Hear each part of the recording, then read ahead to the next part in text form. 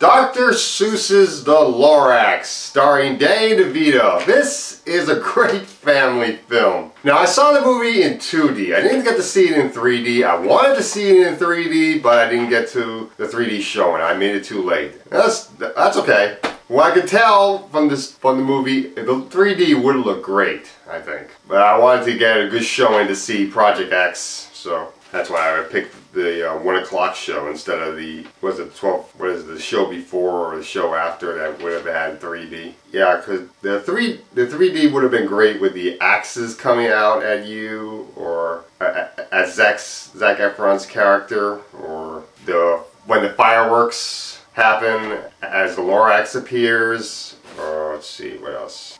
And probably the main climax of the story. But aside from that, seeing in 2D is not all that bad an experience. There were kids in the audience, and they seemed to enjoy it a lot. The plot is that we have a town that is totally artificial. Fake trees, fake grass. Oh man, that's just plain nuts. And the town is run by a greedy corporate tycoon named Mr. O'Hare. Very short greedy tycoon. Voiced by Rob Rigler. I don't know why Fox News is so mad about this movie. I mean, it's not like there is anyone in the Republican Party that is actually like Mr. O'Hare.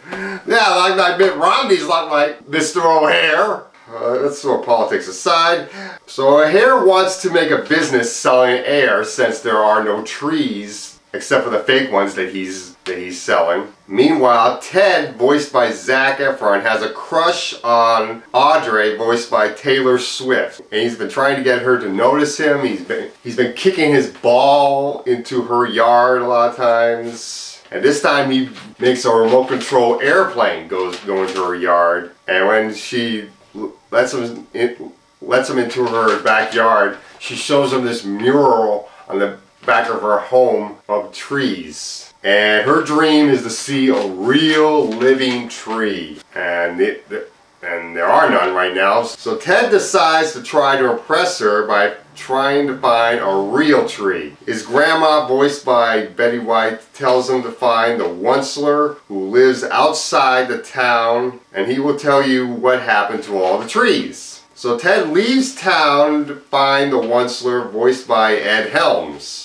He is a very mysterious man. You never really see his face through most of the film. He's hiding in his house, and he talks to Ted while Ted is outside the house. And the Onceler pretty much hides in the dark through the majority of the film. You don't see him till the very end of the film. You see how he looks in the past in his backstory that he tells Ted, but you never really see how he looks presently.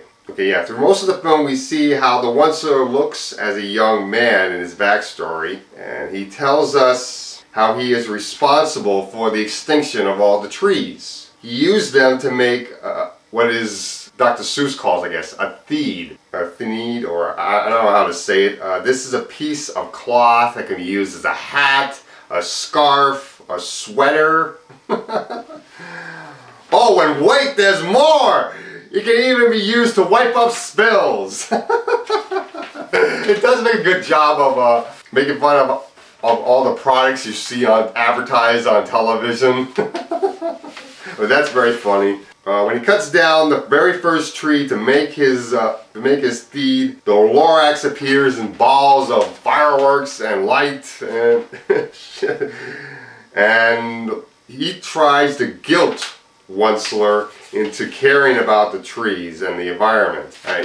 His only real power is that he has the animals somewhat behind him to try to scare him and help the Lorax in guilting the Onceler into caring about the trees. That's not very much of a power. When his business becomes such a success, it's ruining the environment with toxic chemicals and it forces a lot of the animals to leave and everything. The Onceler does feel bad and realizes the destruction he has caused, all for a stupid product, and he is left with one seed and living a life of regret, really. And at the end of his backstory, he gives the last seed to Ted, and he takes it to town. We have this big climax, and Ted ends up planting the tree in the center of town, and Ted also makes everybody realize that there are no trees and how important the environment is and everything. Let's see, and the problems with this movie, even though this is a wonderful film, one is that we had three main characters, and it really doesn't do a good job on centering on just one. Through parts of the film,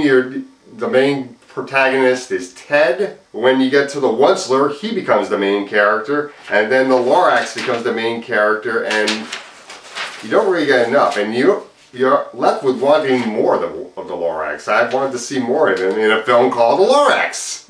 I really like Danny DeVito. He was very good in this film. Aside from that, the film is great. Even Zach and Taylor, who I don't consider to be that great of actors, they do great jobs in their roles. They don't sing any of the songs in this film. Most of the songs are sung. I think O'Hare sings like maybe one song, and the Onceler sings a song. Maybe Zach and Taylor sing some of the songs on the soundtrack CD. I don't know, I never took a look at the soundtrack CD. I did enjoy this film more than Secret World of Ariadne, which I was surprised, because I thought I would enjoy Secret World of Ariadne more than the Lorax. So, but at the same time, with its flaws, I give this a 9 out of 10. Great movie, kids will love it, adults will love it, go see it.